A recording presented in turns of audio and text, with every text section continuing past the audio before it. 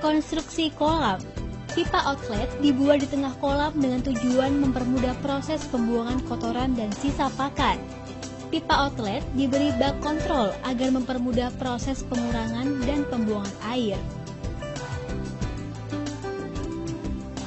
Dinding kolam digosok menggunakan blue copper 2 tutup botol yang dilarutkan pada 2 liter air.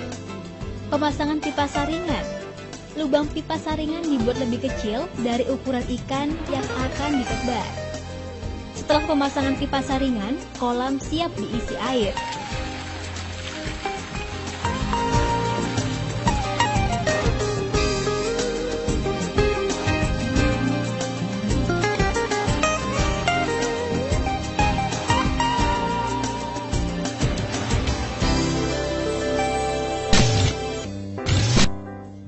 Kedua, fermentasi. Pengambilan bahan fermentasi berupa booster amino liquid, planktop, dan aqua enzim. Melakukan penimbangan polar atau dedak bekatul halus. Setiap 1 kg polar atau dedak bekatul halus diberi booster amino liquid sebanyak 200 cc, planktop 1 cc, dan aqua enzim 10 gram. Kemudian diencerkan dengan air sebanyak 2 liter. Kemudian disiramkan secara merata pada polar atau dedak halus, diaduk secara merata sampai seperti adonan semen.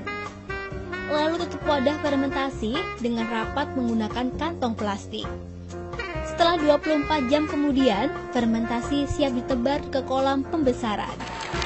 Penebaran fermentasi sebaiknya dilakukan pada waktu pagi menjelang siang hari. Plankton akan tumbuh selama 2 hingga 3 hari dari penebaran fermentasi. Hal ini juga tergantung dari kondisi panas matahari yang cukup. Setelah plankton tumbuh dilakukan penebaran booster non-stop dengan dosis 30 ppm. Kemudian air dinaikkan sampai ketinggian maksimum.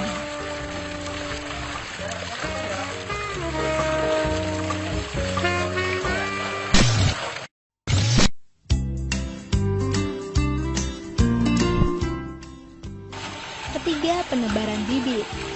Buang air pada bak pemeliharaan bibit sampai ketinggian 10 hingga 20 cm. Kemudian, tutup kembali pipa pembuangan. Siapkan bak penampungan dan peralatan panen. Seser dipasang pada pipa pembuangan. Cabut pipa saringan pada bak pemeliharaan. Siram bibit dengan air sampai bibit habis. Bibit yang tertampung pada seser dimasukkan ke dalam ember penampungan. Bibit yang ada pada ember penampungan dibawa ke kolam pembesaran.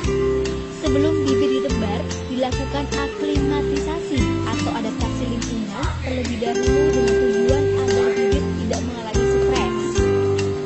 Bibit dituang secara perlahan ke kolam pembesaran. Setelah bibit ditebar, dilakukan pemberian doser testol dan imbonofit dengan tujuan agar mengurangi tingkat kekerasan benih. Pemberian pakan. Timbang pakan sebanyak 5 kg. Premix sebanyak 2,5 sendok makan. Growtop sebanyak 2,5 sendok makan. Progal sebanyak 5 sendok makan. Kemudian dilarutkan dengan air sebanyak 500 hingga 700 ml. Setelah bahan diaduk merata, tuangkan pada pelet yang sudah siap. Lalu aduk secara merata. Untuk pencampuran pelet dengan kapasitas besar dapat menggunakan pengaduk mesin dengan kapasitas pencampuran pelet 30-60 kg. Pelet yang sudah tercampur secara merata diangin-anginkan selama 10 hingga 15 menit. Kemudian, pakan yang sudah kering dimasukkan ke dalam tong penampungan pakan pada masing-masing bak pemeliharaan ikan. Hal ini bertujuan agar pengontrolan pakan lebih mudah. Pemberian pakan dilakukan dengan cara ad libitum yang terkontrol di mana pakan dihentikan ketika ikan sudah mulai bergerak lambat saat makan. Pendataan pakan. Setelah pemberian pakan dilakukan, pendataan pakan sesuai dengan pakan yang diberikan pada masing-masing bak pemeliharaan. Kelima, perawatan air. Pembuangan kotoran dilakukan minimal 2 kali sehari, yaitu pagi dan sore hari. Pembuangan kotoran dilakukan dengan cara membuka pipa sambungan pembuangan dan biarkan air mengalir sampai kotoran terbuang dan air kembali bersih. Untuk menjaga agar air pemeliharaan ikan tidak berbau, diberi booster sel multi dengan dosis 20 ppm yang diberikan pada waktu siang hari. Pemberian sel multi diberikan secara rutin selama 3 hari dan kemudian dapat diberikan seminggu sekali.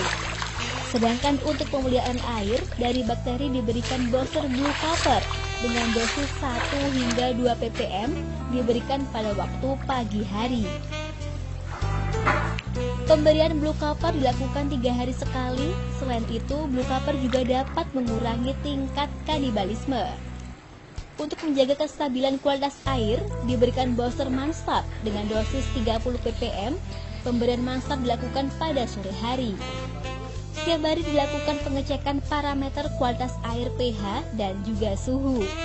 Pengecekan pH dan suhu dilakukan pada pagi dan juga malam hari.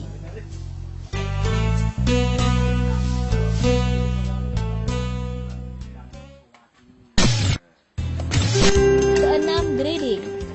Persiapan bak penampungan. Siapkan bak penampungan untuk menampung ikan yang akan digrading. Kemudian bak penampungan diisi dengan air lalu